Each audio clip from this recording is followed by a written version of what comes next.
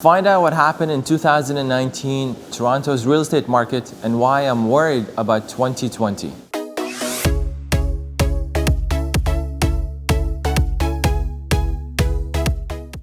Hi there, I'm Nawar Naji, a real estate broker with Chestnut Park Real Estate in the city of Toronto.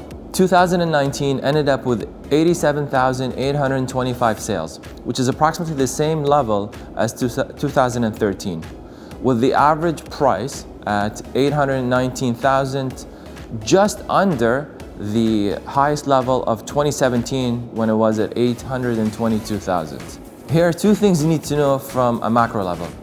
We had the same number of sales in 2019 as 2013, yet the population has grown by 100,000 people per year, every year.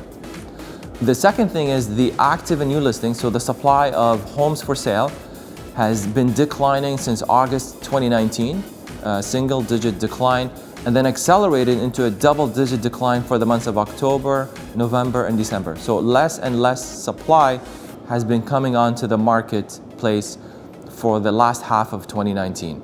Now, the reason I'm concerned for 2020 is as population continues to grow and we're seeing this acceleration of double-digit decline of supply, that could potentially lead to double-digit increases in prices. And we all remember what happened in 2017 when the market was in a frenzy, things were crazy, there were double-digit increases. The government stepped in to slow down the market. So that's something we're gonna have to look out for in 2020 is what happens to the supply of homes coming onto the market for sale. I'll give you two examples. Last week, I looked at a property for a client that ended up selling in 17 offers. A colleague of mine looked at another property for their client that was 12 offers. So right now, early January, things are not looking good, but again, hopefully in the next couple of weeks and as we get into the spring market, supply levels will increase to take care of the strong demand that is in the Greater Toronto area.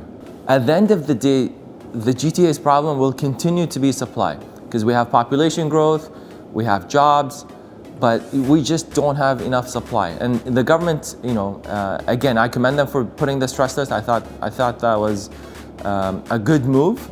Originally, I thought it was, maybe not the best thing that they can do, but I'm totally on board. I think that's a great move that they did by putting the stress test to trying to curb demand.